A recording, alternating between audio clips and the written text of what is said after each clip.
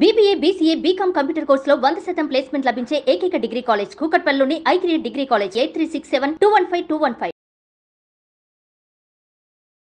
నమస్తే రమగారు. నమస్తే జయ. రమగారు, ఏదైనా మంచి కథ చెప్తారా? ఒక ఊళ్ళో ఒక గోపయ్య అని ఒక కుర్రాడు ఉన్నాడు.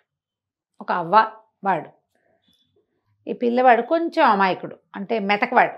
నిలదీసి అడగడం, ఏదైనా తేడా వస్తే తన్నడానికి రావడం అలాంటి వ్యవహారాలు లేవు. పల్లెటూళ్ళల్లో కుర్రకారు సాధారణంగా నిలదీసి అడుగుతారు, అంటే టెంపరీగా ఉంటారు ఉండేవాళ్ళు పాత రోజులు. ఇప్పుడు ఎట్టా ఉన్నారో తెలియదు మనకి.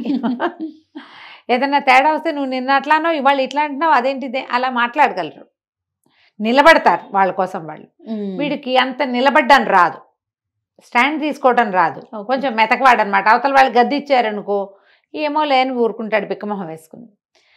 అవ్వకి జాలిగా ఉండేది, అయ్యో వీడు రేపొద్దున ఎట్లా బతుకుతాడు అమ్మ నాన్న లేనివాడు జాలిగా పిల్లవాడిని కాపాడేది. అయితే ఏమైంది, ఆవిడకి అంత్యకాలం సమీపించేసరికి ఆవిడ ఏమందంటే, ఒరే నాయన, ఎప్పటి నుంచో మీ నాన్న పోకముందు నుంచి కడుపు కట్టుకుని కూడబెట్టాను, అటక మీద జాడీలో 5,000 రూపాయలు ఉన్నాయి, ఈ ఊళ్ళో నువ్వు బతకలేవు, నీ మెతకతనం వీళ్ళందరికీ తెలుసు, నిన్ను బతకనీరు, డబ్బులు లాగేస్తారు, పక్కనున్న పట్టణానికి వెళ్ళిపో, నువ్వు చక్కగా గేదెలని పోషణ అది బాగా చేయగలవు, మనకు పద్ధతి కూడా ఉంది, ఓ 10 గేదెలు కొనుక్కొని హాయిగా పాల వ్యాపారం పెట్టుకో, చక్కగా వ్యాపారం బాగుంటుంది, కొత్త చోటు కాబట్టి నీ మెతకతనం అంత తొందరగా బయటపడదు, ఆ వాటికి నువ్వు స్థిరపడిపోతావు. అదేలే, ఎవరన్నా చుట్టుపక్కల ఇళ్ళ వాళ్ళతో మాట మంచితనంగా ఉన్నావంటే వాళ్ళు నీకు సపోర్ట్ చేస్తారు అని చెప్పింది. పిల్లవాడు ఈ గోపయ్య కూడా సరేనన్నాడు. కొద్ది రోజులు గడిచాక ఎప్పుడో అవ్వ నిద్దట్లోనే వెళ్ళిపోయింది. పిల్లాడు 4 చూసుకున్నాడు, చుట్టుపక్కల వాళ్ళందరూ చేరారు. మరి ఒంటరి పిల్లాడు కదా, సరే ఆవిడని సాగనంపారు. చుట్టాల పక్కల ఎవరో వచ్చి 10 రోజులు ఉండి వీడికి ఏదో కాచిపోసారు, అయిపోయింది. అంతా అయ్యాక పిల్లాడు ఏం చేశాడు, ఒకరోజు అటకెక్కి చూస్తే జాడీలో 5,000 రూపాయలు ఉన్నాయి. సరే అవ్వ చెప్పిన మాట నిజమేను, మెల్లిగా ఈ ఊళ్ళో నుంచి కదులుదాము అని చెప్పి ఏమనుకున్నాడు, ముందు పక్క ఊరు వెళ్ళటం, గేదెలు కొనుక్కోవటం అవన్నీ ఆలోచించుకున్నాడు. ఈ ఊళ్ళో ఒక శెట్టిగారు ఉన్నారు, ఆయన మహా గట్టివాడు, కొంచెం పీనాసివాడు అన్న పేరు కూడా ఉంది. అవ్వ ఎప్పుడైనా ఆయన దగ్గరికి చేబదులకు వెళ్ళటం, తర్వాత ఏమో ఏదైనా దాచిపెట్టాలంటే ఊరు వెళ్తున్నాను, ఇగో ఈ డబ్బులు నీ దగ్గర ఉంచుకొని ఈయన దగ్గర ఏదైనా బంగారపు వస్తువు దాపెట్టడం వాడికి తెలుసు. చిన్న చితగా వెండి బంగారం ఉన్నాయి వీళ్ళ దగ్గర, అవన్నీ ఆస్తి కింద ఉంటాయి కదా. అదే సరే ఈ అబ్బాయి ఏం చేశాడు, పట్నం వెళ్ళి ముందు ఒక ఇల్లు చూసుకోవాలి, ఏదైనా ఖాళీ స్థలం కావాలి, గొడ్లు పెట్టాలంటే ఖాళీ స్థలము గొడ్ల సావిడి కావాలిగా. అందుకని ఏమనుకున్నాడు, శెట్టిగారి దగ్గరికి 5,000 చేత్తో పుచ్చుకొచ్చాడు, చిన్న మూటలా కట్టి పట్టుకొచ్చి, ఏమంటే శెట్టిగారు, నేను పక్కనున్న రామాపురం పెద్దపట్నానికి వెళ్తున్నాను, మరి ఇల్లు అది చూసుకుంటా, అక్కడ గొడ్లు పెట్టుకోమంది మా నాయనమ్మ, అవ్వ అక్కడ చెప్పింది, నేను అక్కడన్నీ ఇల్లు అక్కలు ఏర్పాటు చేసుకుని ఎవరన్నా మారుబేరగాళ్ళని వాళ్ళని చూసుకుని వస్తా, ఈ 5,000 మీ దగ్గర పెట్టండి కాస్త అని చెప్పి సరిగ్గా అదే సమయానికి ఆ శెట్టిగారి ఇంట్లో ఏమైంది, శెట్టిగారి భార్య వాళ్ళ అమ్మ ఇక్కడికి రాబోతోంది. ఆవిడ రామేశ్వరం ప్రయాణం అయింది, వాళ్ళ అమ్మ శెట్టిగారి అత్తగారు.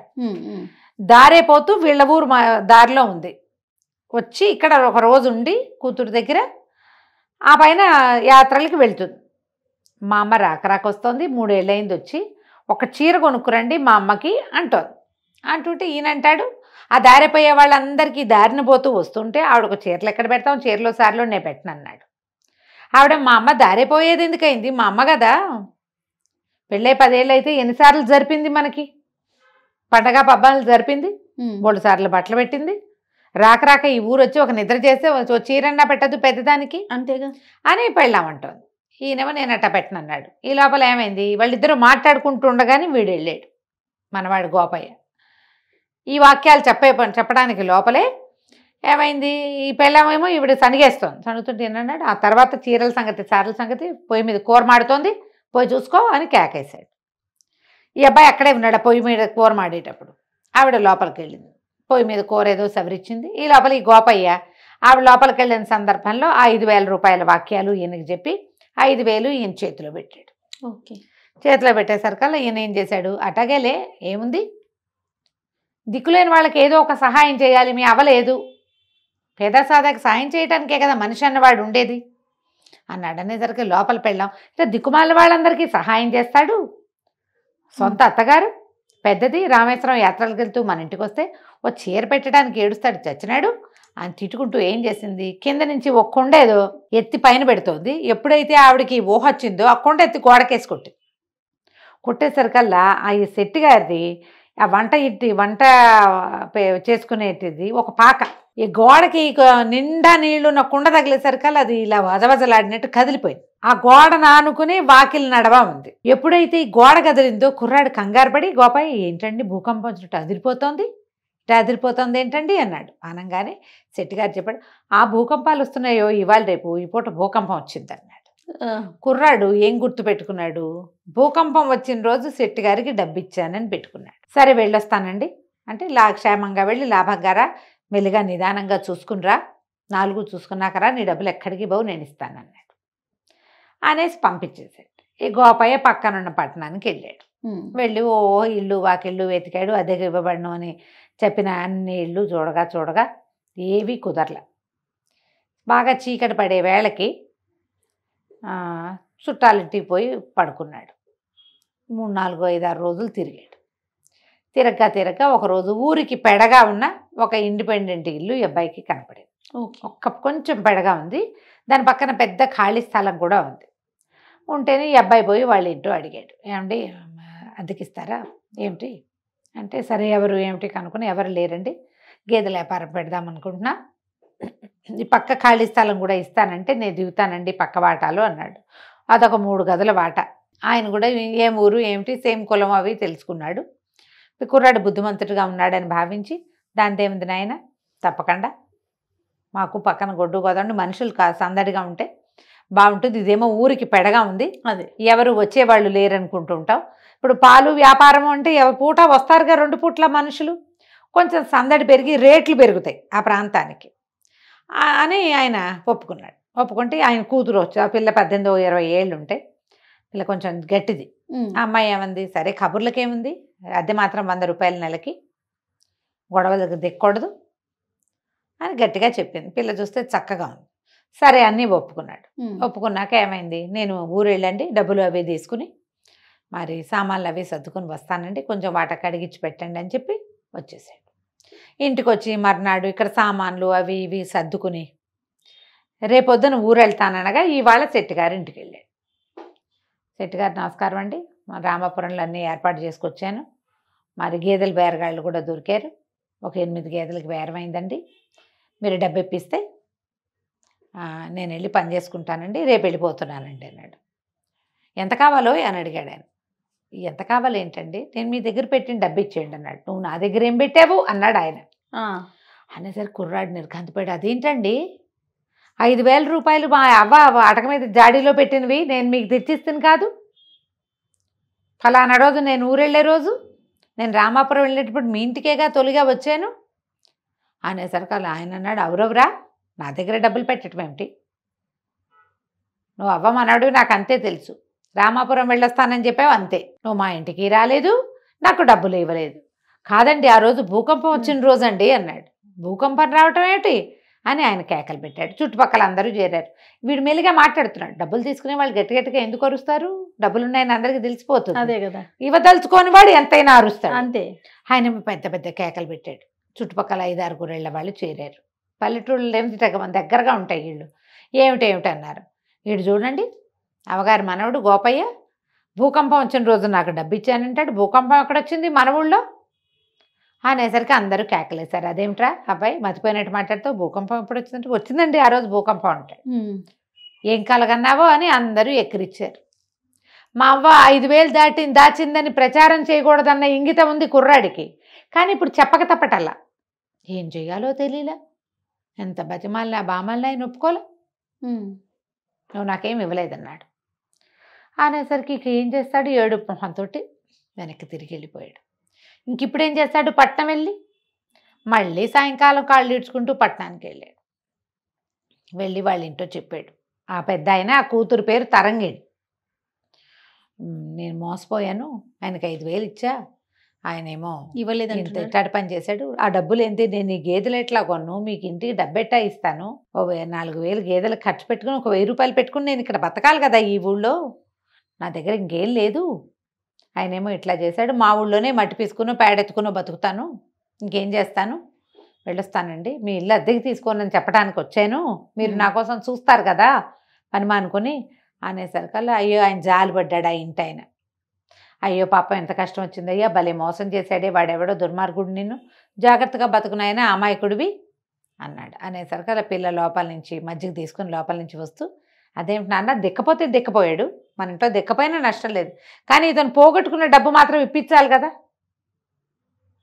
అతను అమాయకుడు పోగొట్టుకున్నాడు, మనం తెలుగు వాళ్ళం కదా అని ఒక ప్లాన్ చెప్తానని ఐడియా చెప్పింది. ఈ ఐడియా ప్రకారం మర్నాడు 2 రోజుల తర్వాత ఆ ఇంటి ఆయన ఈ తరంగిణి వాళ్ళ నాన్న ఓ రేకు పెట్టె పుచ్చుకుని గోపయ్య వాళ్ళ ఊరు వెళ్ళాడు. వెళ్ళి ఈ శెట్టిగారింటికి వచ్చాడు. శెట్టిగారింటో దండం పెట్టాడు. అయ్యా మరి మీరే కదండి శెట్టిగారు, నేను గోపయ్యకి కాబోయే మామగారినండి, వాళ్ళ అవ్వ ఉండగానే పిల్లని గోపయ్యకి ఇచ్చి సంబంధం కుదుర్చుకున్నాం, ఆవిడేమో మీ ఊరు రామాయణంలో పెళ్లి చేయాలని మాతో మాటిచ్చింది, ఆవిడ పోయింది కదా, ఏడాది లోపల పెళ్లి చేస్తే ఆవిడకి ఉత్తమ గతులు కలుగుతాయని నేను డబ్బు గిబ్బు అన్నీ సవరించుకుని వచ్చానండి, మీరు పెద్ద మనిషి, ఈ ఊళ్ళో మీరే చాలా పెద్ద మనిషి అని చాలాసార్లు అవ్వగారు చెప్పింది పెళ్లి మాటలకు వచ్చినప్పుడు, ఈ పెట్టెలో 60,000 ఉన్నాయండి, రేకు పెట్టె ఒకటి తెచ్చాడు, ఆ పెట్టెలో 60,000 ఉన్నాయి, పెట్టె మీ దగ్గర ఉంచండి, ఎందుకంటే నేను ఈ ఊరు వాడిని కాదు, ఇక్కడ ఏర్పాట్లు చేయాలి, వంట వాళ్ళని మాట్లాడుకోవాలి, పురోహితుడిని మాట్లాడాలి, సన్నాయి వాళ్ళని మాట్లాడాలి, 4 ఏర్పాటు చేసుకోవాలి కదా, రామాలయంలో చెప్పాలి, ఇవన్నీ ఉన్నాయి, ఈ డబ్బులు పుచ్చుకుని ఊరంతా నేను తిరగలేను, నాకు ఇక్కడ ఇంకో ఆనుపాను లేదు, మీరు మహానుభావులని చాలా పెద్ద మనిషి అని నేను విన్నాను, ఈ 60,000 రూపాయలు పెట్టే మీ ఇంట్లో ఉంచండి, ఓకే, వీళ్ళు వెంబడి 1000 చొప్పున తీసుకుంటా అని చెప్పంగానే ఆయనకు ఆశ వచ్చేసింది. ఇంతకుముందు అప్పనంగా 5,000 నొక్కేశాడు, 60,000 పిచ్చి గోపయ్య వాడి వల్లే మళ్ళీ డబ్బులు వస్తున్నాయి అనుకొని సరేనని అన్నాడు. సరేనని ఏమేవ్ పెద్ద మనిషికి మజ్జిగ పట్టరా అంటే వాళ్ళ ఆవిడ మజ్జిగ చిప్పుకుంటుంది. ఈ లోపల ఏమైంది, చటుక్కున గోపయ్య వచ్చాడు. వచ్చి శెట్టిగారు మరి మొన్న నేను మీకు డబ్బులు ఇచ్చాను, మీరు కూడా మర్చిపోయారు, అసలు నేను ఇవ్వలేదంటున్నారు, భూకంపం వచ్చిన రోజంటే మీరు కాదన్నారు, అవాళ్ళు మీ ఇంట్లో కూర ఏదో మాడిందండి, కూర మాడుతోంది, వెళ్ళి చూసిరమ్మన్నారు, అప్పుడేనండి నేను మీకు 5,000 ఇచ్చాను అన్నాడు. అనగానే శెట్టిగారి గొంతులో వెలక్కాయ పడింది. ఇప్పుడు డబ్బులు లేవు అని అనడానికి వీల్లేదు, కాదు అంటానికి వీల్లేదు. అనగానే ఏం చేశాడు, కొంచెం తిప్పుకొని ఆ భుజం మీద చెయ్యేసి, నాకు గుర్తుందయ్యా భలేవాడివి, నీ డబ్బులు నాకెందుకు, నాకు జ్ఞాపకం ఉంది, కాకపోతే ఆ రోజున నువ్వు ఎప్పుడైతే 2 రోజుల క్రితం, నిన్న కాక మొన్న కదా వీడొచ్చాడు డబ్బుల కోసం, నువ్వు వచ్చినప్పుడు ఓ జూదరి, ఓ తాగుబోతువాడు, ఒక ఏమంటారు ఇల్లు కట్టుకునేవాడు, 3 సిద్ధంగా ఉన్నారు డబ్బుల కోసం, నీ డబ్బులు నా దగ్గర ఉన్నాయని తెలిస్తే నేను నీకు డబ్బులు ఇస్తే నేను వాళ్ళకేమి ఇవ్వటల్లా, వాళ్ళు నీ వెంట పడతారని నువ్వు డబ్బు పోగొట్టుకుంటావు, అమాయకుడివి, మీ అవ్వేమో నా చేతిలో పెట్టింది నిన్నని నేను అప్పుడు ఇవ్వలేదంతే, మళ్ళీ కబురు చేసి ఇద్దామనుకుంటున్నా, నేను ఏదో పనిలో పడ్డాను చూడు ఉండు అని వాడిని గోపయ్యను నుంచోబెట్టి అలా లోపలికి వెళ్ళి 5,000 పట్టుకొచ్చి ఇచ్చాడు. గోపయ్య లెక్క పెట్టుకున్నాడు, మూట కట్టుకోగానే మామగారు లేచి నుంచున్నాడు. అదే సంగతి, ఈ అబ్బాయి పెళ్ళి ఇప్పుడు వద్దండి అంటే ఏమిటో అనుకున్నాను, ఇంత మెతకవాడికి నేను పెళ్ళనివ్వనండి, అసలు పెళ్ళే క్యాన్సిల్, పెళ్ళి లేదు ఏం లేదు, ఇప్పుడు మొన్న మీరు డబ్బులు ఇవ్వకపోతే వీడు తిరగబడి మీ మీద పడి కొట్లాడలేదంటే ఏమిటి అర్థం, ఇంత మెతకాళ్ళుడు వద్దండి మాకు, అది పెళ్ళి లేదు ఏం లేదు, నేను వస్తానండి అని పెట్టపుచ్చుకుని వెళ్ళిపోయాడు. డబ్బులు పుచ్చుకుని గోపయ్య బయటకు వెళ్ళిపోయాడు, పెట్టపుచ్చుకుని పెద్ద మనిషి బయటకు వెళ్ళిపోయాడు. 5,000 పోయి 60,000 పోయినాయి. అది ఆయన నోరు తెచ్చుకుని చూస్తూ ఉండిపోయాడు. వీళ్ళిద్దరూ అదే ఒకే దారిలో నడిచెళ్ళి గోపయ్య వాళ్ళ ఇంటికి వెళ్ళి కాస్త 4 సామాన్లు సర్దుకుని ఆ గోపయ్యకి సహాయం చేసి బరువుగా ఉన్న పెట్టి తీసుకెళ్తుంటే ఆయన దిగులుగా చూసేట, బెట్లో ఏం లేవు, మామూలు బట్టలు పెట్టుకొచ్చాడు. పట్నం వెళ్ళిపోయారు. పట్నం వెళ్ళాక సరే ఆయన చాలా సంతోషించాడు గోపయ్య, మీ వల్ల నేను డబ్బులు తీసుకోగలిగాను, నాకు ఆ తెలివితేటలు లేవు, అన్యాయం అయిపోయేవాడిని అని చెప్పి ఆ గేదెలు అవి ఏర్పరచుకున్నాడు. ఆయన అన్నాడు, దాందే ఉంది నాయన, మెతక వాళ్ళకి ఎప్పుడు పక్కన తెలివైన వాళ్ళు ఉండాలి, మెతకవాడు మెతకగా ఉండటంతో పాటుగా పక్కవాడి తెలివితేటలు ఒప్పుకోవాలి, నువ్వు ఒప్పుకున్నావు కాబట్టి ఈ పని అయింది, అంతేగా, మీకెందుకు అనలా నువ్వు అంటే రాకపోను, అలాగే నువ్వు జీవితాంతం మా సలహా సంప్రదింపు వింటానంటే లక్షణంగా మా పిల్లని పెళ్లి చేసుకో, గేదెల వ్యాపారం పెట్టు, మా అమ్మాయి పై ఎత్తున అన్నీ చూసుకుంటుంది. పని నువ్వు చేయి, పై ఎత్తున పాప చూసుకుంటుంది, హాయిగా ఇద్దరు చిలక గోరింకలాగా నాకంటుకుందే ఉంటారంటే సంతోషించాడు గోపయ్య. వాళ్ళ అవ్వ అన్నగా అనుకున్నట్టుగానే వీడు ఒక తెలివైన వాళ్ళ సాంగత్యంలో ఉండి హాయిగా ఉన్నాడు. కథ కంచికి మనం ఇంటికి. చూడండి, తెలివితేటలు అందుకే ఎవరి సొత్తు కాదు. ఎవరి సొత్తు కాదు. మనం ఒకటి తెలుసుకోవాల్సింది ఏంటంటే, మనతో పాటు తెలివైన వాళ్ళని ఉంచుకోవాలి చేయ. వాళ్ళతో మనకి మంచి ఫ్రెండ్షిప్ ఉండాలి. వాళ్ళు మన్నెత్తి మీద చేపెట్టేలాగా ఉండకూడదు. కాస్త జాగ్రత్త పడి, మనకు అంత తెలివి లేదంటే తెలివిగా ఉన్న వాళ్ళతో ఫ్రెండ్షిప్ చేయి. అది చక్కగా. నిజం రమ్మగారు, అప్పుడే మన అచీవ్మెంట్ అనేది ఇంకా 100% సక్సెస్ అవుతుంది. అవును కదండి. అవును. రైట్ రమ్మగారు, నమస్తే. నమస్తే చేయ.